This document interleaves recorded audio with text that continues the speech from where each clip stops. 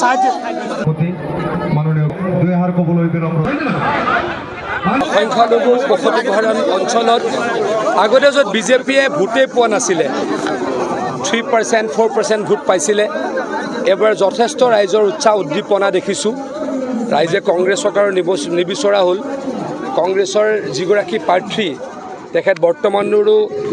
নগাঁও লোকসভা সমষ্টিৰ সাংসদ তেখেতক এই ক'বলৈ গ'লে লাহৰীঘাটৰ মানুহখিনিয়ে জিকাইছিলে যোৱা 5 বছৰ তেখেতে হেনো এদিনো নাহিলে মই মানুহখিনিক যেতিয়া সুধিছিলোঁ ক'লে ইলেকশ্যন বাদ দি এদিনো নাহিলে গৰাখহনীয়াৰ কাৰণে কাম নকৰিলে মথাউৰি বনোৱাৰ কাৰণে কাম নকৰিলে ওলোটাই ভোট নোপোৱাৰ পাছতো আমি এইখিনি কাম কৰিলোঁ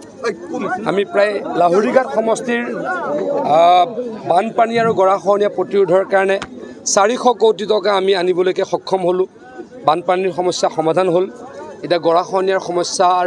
সমাধানৰ পথ আৰম্ভ হ'ল আৰু কাম আৰম্ভ হ'ল আৰু আমাৰ চৰকাৰী যি অনুদান হয় চৰকাৰী আঁচনি সকলোখিনি ইয়াতে পাইছে সকলোৱে একেমুখে স্বীকাৰ কৰে যে সকলোখিনি ইয়াতে পাইছে গতিকে সেইকাৰণে এবাৰ ৰাইজ কংগ্ৰেছৰ ওপৰত বিতশুদ্ধ কংগ্ৰেছৰ সাংসদগৰাকীক কোনো দেখাও নাপালে চিনিও নাপালে আৰু সকলোৱে কয় তেখেতৰ লগত তেখেতৰ আমাৰ নগাঁৱৰ ৰাইজৰ লগত মৰিগাঁৱৰ ৰাইজৰ লগত কোনো আত্মিক সম্পৰ্ক নাই তেখেত ইয়াৰ মানুহেই নহয় গতিকে ইয়ালৈ নাহিলেও একো নকৰিলেও গতিকে ৰাইজ স্বতঃস্ফূৰ্তভাৱে ওলাই আহিছে ৰাইজ বদ্ধপৰিকৰ এইবাৰ সকলোৱে বিজেপিক ভোট দিব আৰু মই সেইকাৰণে আশা কৰোঁ যে আমাৰ প্ৰাৰ্থী সুৰেশ বৰা ডাঙৰীয়াই বহু ভোটৰ ব্যৱধানত জয়লাভ কৰিব গোটেইকেইটাতে জিকিম উজনিৰ গোটেইকেইটাতে আজি জিকিম আজি 5-0 হৈ যাব গোটেইকেইটাতে আমি জিকিম বাকী কোনো পাৰ্টীয়ে নিজিকে নগাঁও জিকিম আমি মুঠৰ ওপৰত মুখ্যমন্ত্ৰী ডাঙৰীয়াই কোৱাৰ দৰে 13টা সমষ্টিত আমি জিকিম এটা দুৰ্দুল্যমান অৱস্থাত আছোঁ আমি ইয়াৰ পৰা গৈ ডেফিনেটলি তাতো লাগিম সংখ্যালঘু এলেকাত যিহেতু মিটিং কৰিছে আজি দেখিছে আজি কেনেধৰণৰ এটা সংখ্যালঘু এলেকাত ৰাইজৰ উৎসাহ উদ্দীপনা বহুত বেছি যোৱাকালি মই ৰূপহীত আছিলোঁ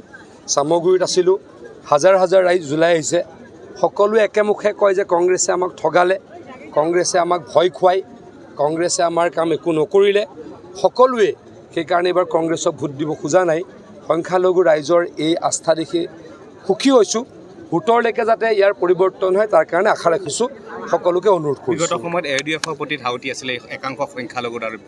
AIUDF এটা সাম্প্ৰদায়িক দল AIUDFে একো কামো কৰিব নোৱাৰে গতিকে ৰাইজে AIUDFকো নিবিচাৰে এই মুহূৰ্তত সকলোৱে কৈছে যে ডেভেলপমেণ্টৰ কামৰ কাৰণে অৰুণোদয় যদি হিন্দু এখন গাঁৱত পাইছে মুছলমান গাঁৱতো পাইছে যদি আমাৰ ফ্ৰী ৰেচন কাৰ্ড ফ্ৰী চাউল হিন্দু গাঁৱতো পাইছে মুছলমান গাঁৱতো পাইছে তেনেকৈ খ্ৰীষ্টান গাঁৱতো পাইছে অন্য সম্প্ৰদায়ৰ গাঁৱতো পাইছে গতিকে আমি কোনো ধৰণৰ ভাত বিভেদ সৃষ্টি কৰা নাই উন্নয়নক লৈ কিন্তু লাহৰীঘাটৰ যি মূল সমস্যা এই মূল সমস্যা ৭৭ বছৰত কংগ্ৰেছে নকৰিলে আমি 1 বছৰত কৰিলোঁ গতিকে ৰাইজ আজি প্ৰতিজ্ঞাবদ্ধ ৰাইজে আমাক ভোট দিব অত্যন্ত আশাবাদী আৰু মই কওঁ যে আমি এইবাৰ পুনৰবাৰ আমি এই চিটটো উদ্ধাৰ কৰিম ছাৰ ডেফিনেটলি সংখ্যালঘু ভোটৰ সংখ্যা যিহেতু বেছি আছে তেখেতলোকে নিৰ্ণায়কৰ ভূমিকা ল'বই সেইটো অস্বীকাৰ নকৰোঁ কিন্তু আমি যথেষ্ট সংখ্যক সংখ্যালঘু ভোট পাম আৰু সকলোৱে দিব আপোনালোকে দেখিছেই পৰিৱেশ যোৱাকালিও মই 4খন মিটিং কৰিছোঁ চামগুৰি আৰু ৰূপহীত হাজাৰ হাজাৰ মানুহ ওলাই আহিছে গতিকে মই আকৌ কৈছোঁ মই দৃঢ়তাৰে কওঁ যে আমাৰ প্ৰাৰ্থী সুৰেশ বৰা ডাঙৰীয়া বহু ভোটৰ ব্যৱধানত জয়লাভ কৰিব